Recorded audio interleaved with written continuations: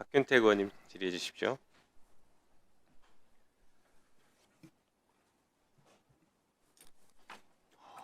신기하네. 10분 딱 맞춰. 그러니까.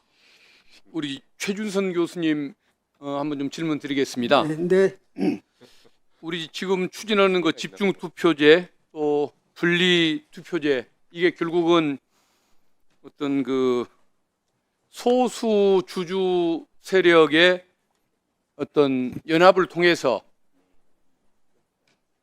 감사위원들을 그래도 뭐 한 명이라도 좀 더 포함시켜 보겠다. 그걸 통해서 기업의 투명성을 운영의 투명성을 한번 확보해 보겠다는 이런 취지인 것 아니겠습니까? 예, 맞습니다. 그런 취지는 뭐 공감하실 거라고 봅니다. 네, 그럼에도 불구하고 어떤 그 대주주의 어떤 경영권 그 방어가 어렵다는 그 위험성을 내세우시면서 이게 안 돼야 할 이유를 여러 가지로 정말 다양하게 연구를 많이 해서 설치를 해주셨는데 네, 이렇게 많은 부작용을 이렇게 써주신 그 능력에 대해서 참 감탄할 것 같습니다. 감사합니다. 근데 이제 제가 질문을 드리고 싶은 것은 어떤 이 제도 개혁이 최대 주주들의 그 뭐라고 할까요? 그 이사의 과반 확보를 어렵게 할 가능성이 크다라고 해놓으셨는데 실제 크다고 믿으십니까?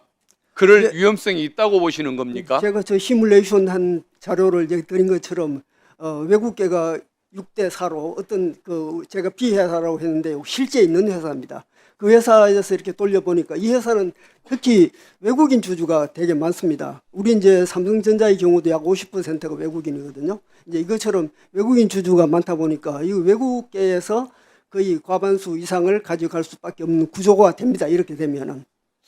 근데 이 내용은 외국인 주주들, 우리 국내 소수 주주들이 우리 국내 대주주에 대한 어떤 적대적인 그 인식이든 아니면은 또 뭔가 그 경영권 탈취라는 목표를 가지고서 똘똘 뭉쳤을 때 극히 외적으로 발생할 수 있는 그런 현상일 거 아닙니까? 그런데 실제 외국인 그 주주들 또 우리 국내 소수 주주들 여기가 그렇게 일사불란하게 행동을 해서 과반을 차지할 수 있는 이런 상황이 실제 올 수 있다고 정말 믿으시는 겁니까? 뭐 아까 우리 김무창 교수님께서도 뭐 그거는 실제로는 그런 일이 일어나지 않을 것이다 이런 말씀하셨는데 그거는 해봐야 아는 거죠. 지금 이제 어떤 타겟을 정하고 달라들면은 충분히 할 수 있는 거죠. 이제 일반적으로는 안 일어날 것인데 지금 이제 많은 우리 행동주의자들이 어떤 목표를 정하고 집결하자라고 하게 되지 않습니까? 그런 경우에 얼마 전에 그 바이오 회사 한 사람의 25년간 자기가 쌓아올린 벤처를 그냥 CEO에서 쫓겨났어요. 그 어떻게 쫓겨났습니까? 그 집중적으로 달려드니까 이 사람이 자기가 지분을 점점 줄어들 수밖에 없는 게 자꾸 돈이 필요하니까 돈이 필요할 때마다 상장하고 또 주가 신주 발행해가지고 자기 주식이 거의 15%밖에 안 됐거든요. 그러니까 결국은 행동주의자들에 의해서 쫓겨났거든요. 이거는 뭐 신문에도 많이 난 사건인데요. 이런 식으로 어떤 타겟을 정하고 하면은 견뎌낼 기업이 없죠. 근데 이제 우리 최준성 교수님, 정우영 교수님 뭐 정말 저명한 학자이신 것도 다 알고 또 특별한 또 위치에 계시는 것들 실물 경험을 가지고 계시는 교수님들이라는 측면에서 그 판단을 존중을 합니다만은 우리 김우찬 교수님이나 윤태준 우리 소장님 이 두 분들도 단순히 이론 단순한 뭐 개혁만 주장하는 분들이 아니고 어떤 재경부에서 공무원으로 또 KDI에서 교수로 또 이 국내 유수의 대기업에서 어떤 그 수석 연구원으로 다 근무를 하셨던 그런 분들인데 저는 이 문제가 아까 윤태준 그 소장님 말씀한 것처럼 소선거구제를 유지하다 보니까 양당만이 이렇게 차지하는 그 승자 독식 선거 구조 이것을 대선거구제로 바꿔서 좀 소수 정당들도 가끔은 당선되는 구조로 좀 만들어 보자.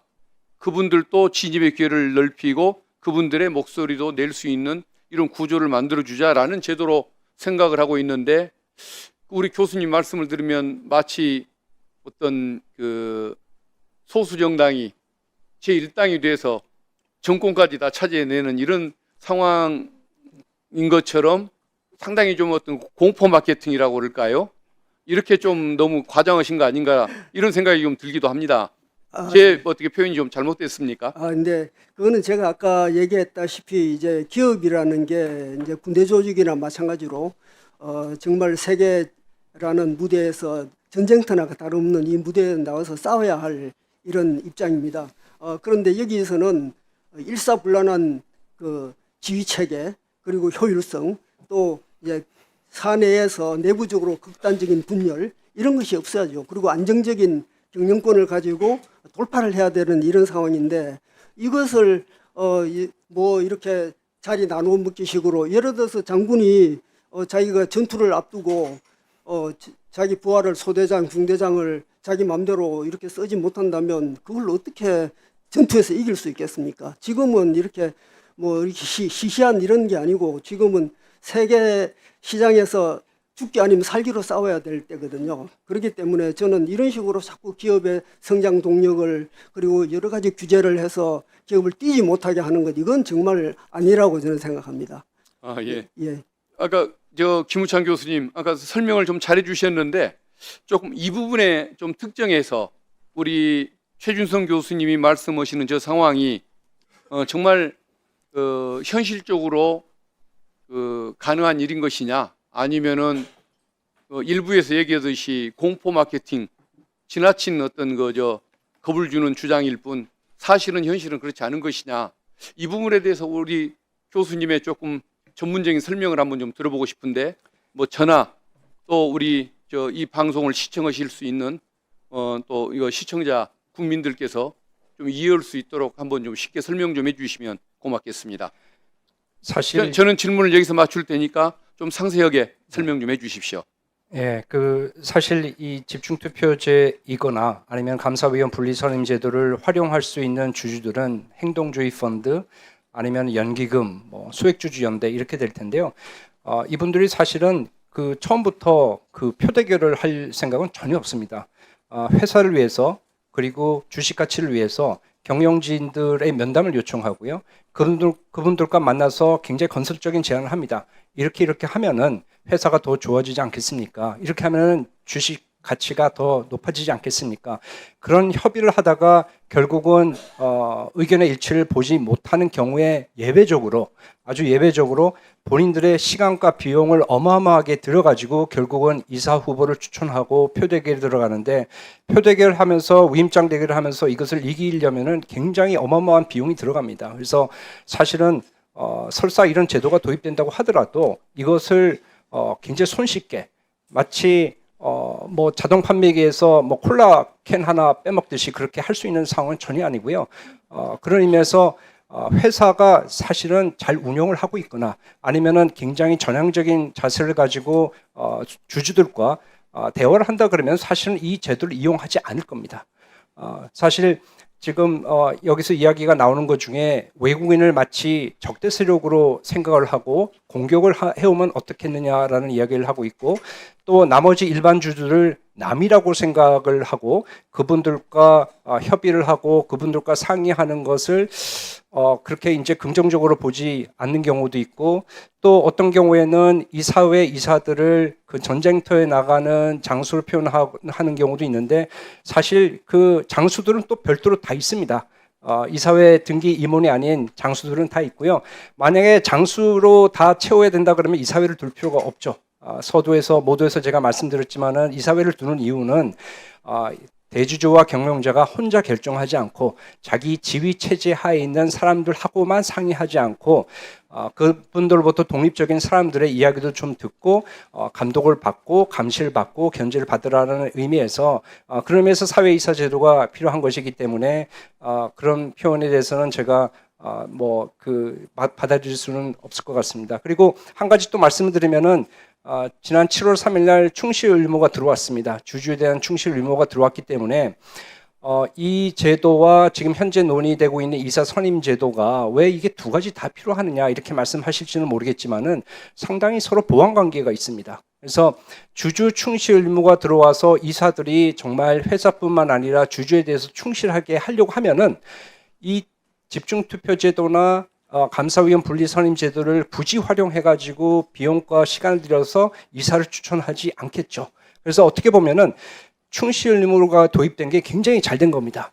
이 두 제도가 대체형이 아니고 저는 굉장히 보완형이라고 생각하고 있거든요. 그래서 주주 입장에서는 먼저 기대를 하는 거죠. 이사들이 정말 주주와 회사를 위해서 행동하기를 기다리고, 그렇지 않으면은 굉장히 비적대적이고 비공개적으로 협의에 들어가고, 만약에 그렇게 하지 못한 경우에 아주 예외적인 상황에서 이제 표 대결에 들어가는 거고, 이 표 대결도 공격으로 이해를 하면 안 되고 나머지 주주들에게 자, 경영자가 맞습니까? 저희 의견이 맞습니까? 그거에 대해서 의견을 듣는 자리거든요. 그래서 제 의견이 맞으면 제가 추천한 이사가 선임이 되는 거고, 제 의견이 틀리면은 틀린 경우가 있을 수가 있습니다. 그런 경우는 경영진이 추천한 이사가 선임이 되는 거고, 그래서 제가 보기에는 이 제도를 도입을 한다고 해서 그 한 달 만에 전혀 문제가 없다고 생각하고 있고요. 서로 보완 관계라고 생각을 하고 있습니다. 네, 수고하셨습니다. 우리 정우영 우리 저 부회장님이시죠? 예. 그 오늘 이제 하셨던 말씀 중에 제가 이제 유일하게 사실 귀를 기울이고 싶고 조금 신경이 쓰이는 부분이 외국 자본들의 결합을 통해서 우리 국내 그 기업들의 경영권을 빼앗아 간다. 그럴 위험이 있다라는 부분 하나가 조금 마음에 걸리는 부분인데 그게 저는 이제 궁금하거든요. 공포 마케팅의 그런 뭐 주장이냐 아니면 정말 그럴 가능성이 있다라고 볼 수 있는 것이냐에 대한 그런 궁금증이 있는데, 실제 그런 일이 일어날 수 있는 기업이 있다고 한다면 어느 기업에 그 외국 자본들이 몇 % 정도 투자를 했기 때문에 그게 가능한 상황이 있는 것인지 한번 구체적으로 말씀을 좀 해보시겠습니까? 일반 가능성만으로 말씀하지 마시고 실제 그 구체적인 근거를 가지고 한번 말씀을 좀 해주시면 좋겠습니다.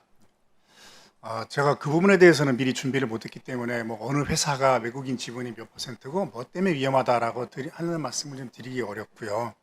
아까 제가 이제 회사 이름은 얘기 안 했지만 이제 국내 펀드 같은 경우에 아까 18%를 가진 지분을 3% 미하로 조금 부족하게 해서 6개로 쪼개서 덤빈 적이 있습니다. 한 3년인가 4년 전에 실제로 그런 일이 발생을 했고요.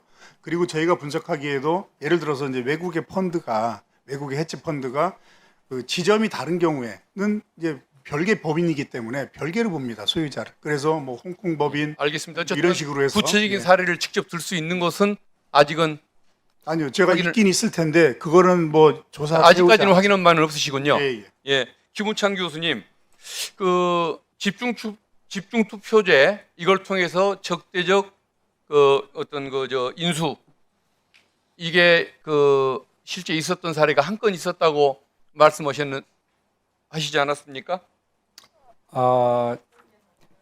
그 고려 아이언 케이스인데요. 예. 결국은 실패했죠.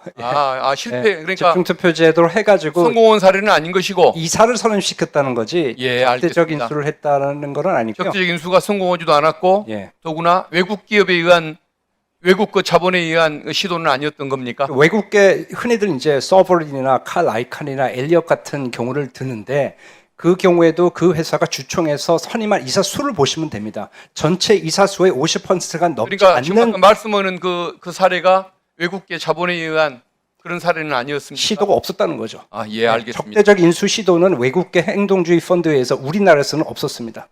국내 펀드는 있을지는 모르겠지만 외국계 펀드는 없었습니다. 예, 이상입니다. 네, 수고하셨습니다.